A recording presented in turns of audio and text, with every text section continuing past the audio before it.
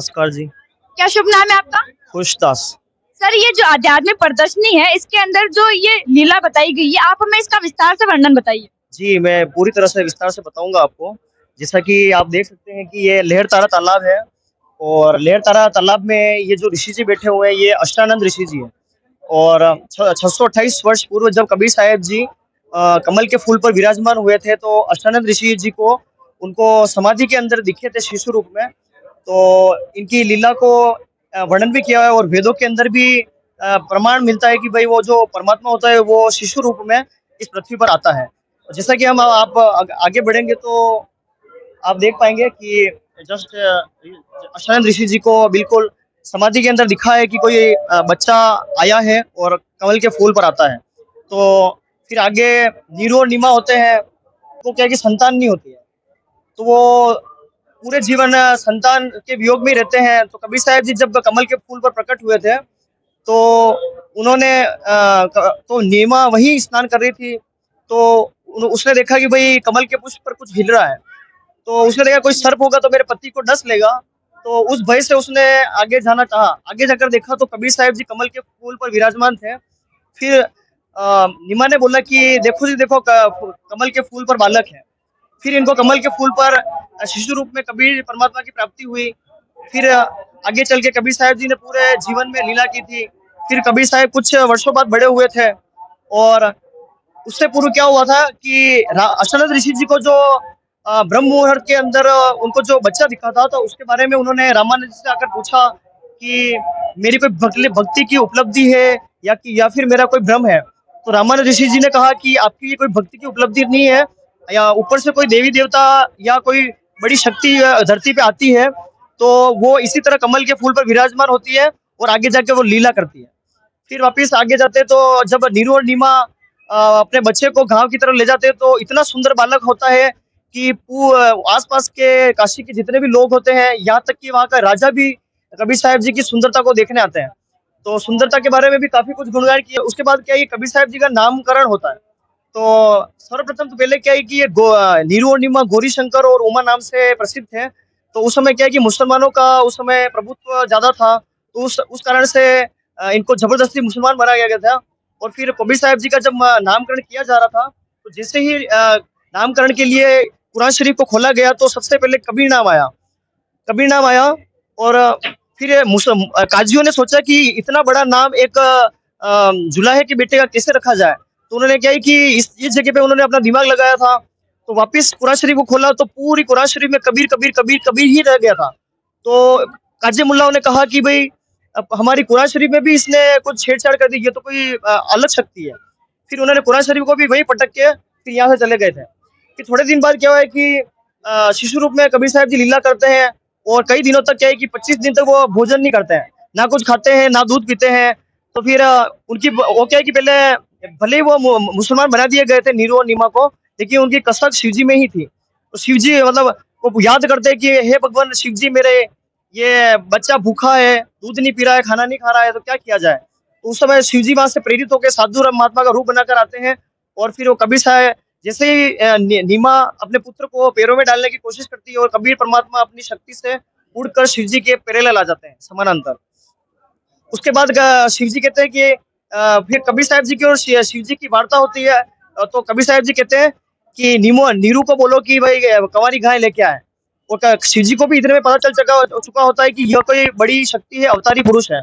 फिर वो कंवारी गाय लेके आते हैं, फिर उसके ऊपर थप्पी मारते हैं, फिर उससे दूध की धार चल पड़ती है, फिर उससे कबीर परमात्मा का पालन पोषण होता है और दूध पीते हैं। थोड़े दिन बाद क्या होता है कि कबीर साहब जी लीला करते हुए ये जो ब्रह्म मुहूर्त में काशी के पंचगंगा घाट पे 2.5 वर्ष के रूप में वहाँ पे विराजमान हो जाते हैं। और उस समय से रामानंद संप्रदाय के प्रवर्तक जो उत्तर भारत में जिन्होंने भक्ति आंदोलन को सर्वश्रेष्ठ ठहराया था, उन्होंने ही इस बच्चे को जब यहाँ से जाते हैं पंचगंगा घाट पे, तो ठोकर लगती है। ठोकर लगती है तो बच्चा रोने लगता है, बच्चे के रूप में कभी बोला तो रोने लगते हैं। और जैसे ही रोते हैं तो ये झुक कर बोलते हैं कि राम राम बोलो बेटा, राम राम। इतना बोलते हैं तब तक ये जो कंठी है इनके गले में डल जाती है। फिर ये इनको वापिस बच्चे को थोड़े देर लाड़ प्यार करते हैं, फिर वापिस इसको रख के चले जाते हैं। फिर यहाँ से कबीर परमात्मा स्वतः ही गायब हो जाते हैं। थोड़ी देर बाद क्या होता है कि कबीर साहब जी बड़े होके लीला करते हैं और एक रामानंद ऋषि जी जो रामानंद संप्रदाय के प्रवर्तक थे, उनके जो ऋषि होते हैं स्वामी विवेकानंद जी, उनसे ज्ञान ज्ञान गोष्ठी करते हैं। ज्ञान गोष्ठी करते हैं तो सबके बीच में उठकर उनसे प्रश्न करते हैं कि कौन ब्रह्मा का पिता है, कौन विष्णु की माँ, शंकर का दादा कौन है, हमको दे बता। तो इस बात से क्या है कि स्वामी विवेकानंद जी विचलित हो जाते हैं, क्योंकि वो शास्त्र के विरुद्ध साधना बता रहे होते हैं। फिर थोड़ी देर बाद क्या होता है कि कबीर साहब जी सच्चाई बोलते हैं। फिर वो उस बच्चे को जबरदस्ती पकड़ के और रामानंद जी के सामने पेश करने के लिए ले जाते हैं। ये आप देख सकते हो कि ये पर्दा लगा हुआ है, इसका अर्थ ये है कि उस समय जो छुआछूत परम सीमा पर थी और ब्राह्मण कभी भी शूद्रों को पास नहीं आने देते थे। रामानंद जी का सोचना था कि मैं तो शूद्रों को उपदेश देना तो दूर, उनकी शक्ल देखना भी पसंद नहीं करता। इस कारण से ये पर्दा लगाया गया था। फिर ये आगे आपको और बताएंगे। फिर ये रामानंद ऋषि जी अंदर से ही बात करते हैं कि तू मैंने तेरे को कब नाम दिया, तो मेरे बारे में बता रहा है कि मैंने तो रामानंद ऋषि जी से नाम ले रखा है। तो फिर आगे आगे की प्रस्तार करेंगे। और इसमें आप देख सकते हो कि रामानंद उस वाले में आप देखोगे तो रामानंद ऋषि जी क्या है कि मानसिक साधना करते थे। उसमें वो गंगा जल से नहलाकर श्रृंगार कराते थे, तुलसी के एक मनके की माला पहनाते थे विष्णु जी को, बिल्कुल मानसिक पूजा करते थे। मतलब जिसमें किसी प्रकार की मूर्ति नहीं होती थी, लेकिन मानसिक रूप से मूर्ति की पूजा करते थे। और कबीर साहब जी पर्दे के बाहर खड़े थे और कबीर साहब जी ने उनकी मन की मानसिक पूजा को पकड़ लिया। उन्होंने बोला कि स्वामी गुंडी खोल कर मुकुट माल प्रवेश, मतलब मानसिक साधना को उन्होंने जान लिया। तो रामानंद ऋषि जी ने देखा कि इस बच्चे के सामने न तो मैं कोई मूर्ति लिए बैठा हूँ, ना कोई मैंने मूर्ति ले, ना कोई मैं ऐसा कर रहा हूँ, मैं तो सिर्फ मानसिक साधना कर रहा हूँ। फिर भी इस बच्चे ने कैसे जान लिया कि मेरे अंदर की बात, और कहा कि स्वामी गुंडी खोलकर मुकुट माल प्रवेश, मतलब वो क्योंकि वो जो माला थी वो अटक गई थी मुकुट के अंदर। इसके बारे में कबीर साहब जी ने बताया था। तो ये लीला देखकर रामानंद ऋषि जी को बड़ा आश्चर्य हुआ कि ये छोटे से बालक ने मेरी इस बात को कैसे पकड़ लिया। फिर रामानंद ऋषि जी ने गले लगाए कबीर साहब को, रोने लग गए कि फिर उन्होंने रामानंद ऋषि जी ने इस घटना को देखकर कहा था, हैरान होकर देखते हुए, भाई पर्दा हटा के स्वामी रामानंद जी ने बालक को गले से लगाया। फिर वापिस कबीर साहब जी ने क्या किया था, तो रामानंद ऋषि जी क्या कि उनको पहचान नहीं पा रहे थे कि भाई आप कौन हो, कहाँ से हो। फिर रामानंद ऋषि जी को कबीर साहब जी ने 2 बच्चों वाली लीला भी बताई थी कि जो मैं गंगा घाट की पौड़ी पर आप पहुंचे थे, पंचगंगा घाट पर, और जो 2.5 साल के बच्चे की लीला की थी वो मैं ही हूँ। फिर कबीर साहब जी ने 2 रूप में इनके सामने ही बताया था। और जब रामानंद ऋषि जी ने कबीर साहब जी को गले लग गया था, तो उनके 1400 ऋषि शिष्य थे जो उनको छोड़कर चले गए थे। फिर उन्होंने देखो ये लीला की है, उसमें आप देख सकते हो सामने कि गंगा घाट पर बच्चे को जो मिले थे 2.5 वर्ष की उम्र में और ये 5 वर्ष की उम्र में। फिर रामानंद ऋषि जी ने पूछा था कि मैं तो मेरे साधकों को कंठी माला देता हूँ जो मेरे उपदेशी हो जाते हैं, तो इसका कोई प्रमाण है क्या आपके पास। तो कबीर साहब जी ने वो भी कंठी निकाल कर दे दी। तो उन्होंने बोला कि ये कहाँ से आई। तो उन्होंने बोला कि मैं, आप जब पंचगंगा घाट पे गए थे तो आपको एक बच्चे की, आपके पेड़ से उस बच्चे को जो खड़ाऊ लगी थी वो बच्चा मैं ही था। तो आप जैसे ही झुके थे तो आपकी कंठी माला मेरे गले में आ गई थी। इन्होंने बोला कि वो 2.5 वर्ष का बालक ही था और आप तो 5 वर्ष के हो, इतना एज में डबल डिफरेंस कैसे है। तो उन्होंने बोला कि ये मैं कैसे है, मतलब फिर लीला करके बताई कि इस तरह से मैंने 2 लीला की थी। फिर रामानंद ऋषि जी ने इनको पहचान लिया था। फिर रामानंद ऋषि जी ने कहा कि दहु ठोड़े एक तू भैया एक से 2 गरीबदास हम कारण आए हो मग जो है, मतलब आप 2 रूपों में लीला कर रहे हो। कबीर साहब जी को पहचान गए थे कि भाई दहु ठोड़े एक तू भैया एक से 2 गरीबदास हम कारण आए हो मग जो, मतलब आपने 2 रूप में यहाँ लीला कर रहे हो। तो फिर कई वर्षों, मतलब धीरे उनकी परिचर्चा चलती रही। फिर रामानंद ऋषि जी ने कहा कि आप जो जिस सनातन परम धाम की बात कर रहे हो गीता अध्याय 18 श्लोक 66 में, उस सनातन परम धाम को मुझे देखना है।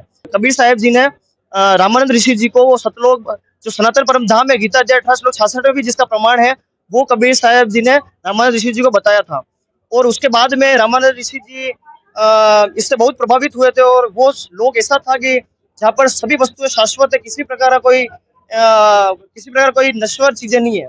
ये इसका प्रमाण हमें गीता अध्याय 7 श्लोक 29 में भी मिलता है कि वहाँ पे जन्म जरा मरण मोक्ष माशु जतंती थे, मतलब वहाँ पे जरा और मरण नहीं है।